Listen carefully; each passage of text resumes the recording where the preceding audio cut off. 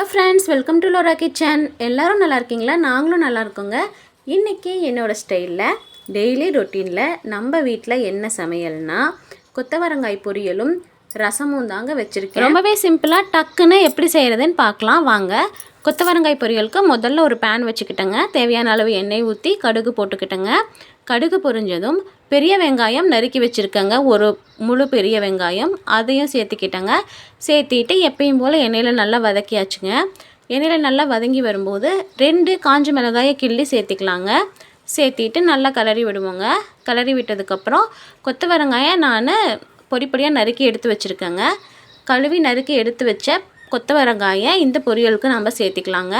சேர்த்திட்டு நல்லா கிளறி விடுவோங்க. கொத்தவரங்காய் உடம்புக்கு ரொம்பவே நல்லதுங்க. சுவாச கோளாறுகள் இருந்தால் சரி பண்ணும் அப்படின்னு சொல்லி நான் படிச்சிருக்கேன். அதனால வாரத்துக்கு ஒரு முறை சேர்த்துக்கலாங்க.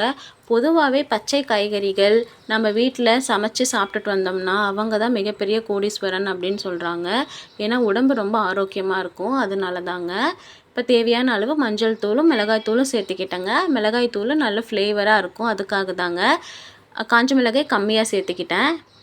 இப்போ இதை நல்லா கிளறி விடுவோங்க. எண்ணெயிலே கொத்தவரங்காய் நல்லா வதங்கி வரணும். வதங்கும் போது நமக்கு ஒரு மணம் வரும். அந்த மணம் வரும்போது இந்த காய்க்கு தேவையான கல்லுப்பு சேர்த்திக்கலாங்க. கல்லுப்பு சேர்த்திட்டு காய் வேக தேவையான அளவு தண்ணியும் சேர்த்திக்கலாங்க.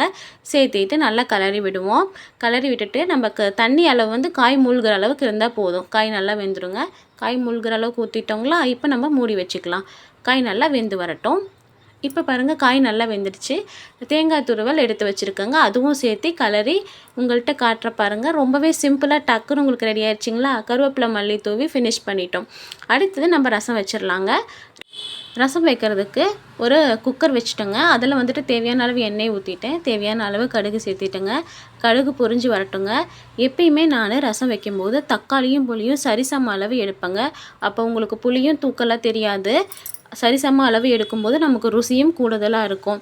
இப்போ நான் ரசத்துக்கு தேவையான அரைச்சி வச்சுருக்கேன். அந்த மசாலாவை நான் சேர்த்திக்கிறேன். என்னென்ன அரைச்சிருக்கேன்னா பச்சை மிளகாய், ஜீரகம், மிளகு, பூண்டு இது 4 சேர்த்து அரைச்ச விழுதை எண்ணெயில் சேர்த்துக்கிட்டோம்.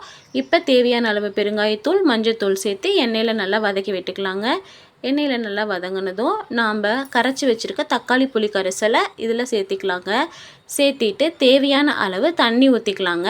மேலே கருவேப்பிலை மல்லி தூவிக்கலாங்க. தூவுறதை காட்டுறதுக்கு உங்கள்கிட்ட மறந்துட்டேன். அவ்வளோதாங்க. நுர கட்டினோன்னு இறக்கிடலாம். மணக்க ரசமும் கொத்தவரங்காய் பொரியலும் என்னோடய ஸ்டைலில் உங்கள்கிட்ட செஞ்சு காமிச்சிட்டேன். இந்த வீடியோ உங்களுக்கு பிடிச்சிருந்தா நம்ம சேனலை சப்ஸ்கிரைப் பண்ணிக்கோங்க, லைக் பண்ணுங்கள், தொடர்ந்து வாட்ச் பண்ணுங்கள். தேங்க்யூ ஃபார் வாட்சிங்.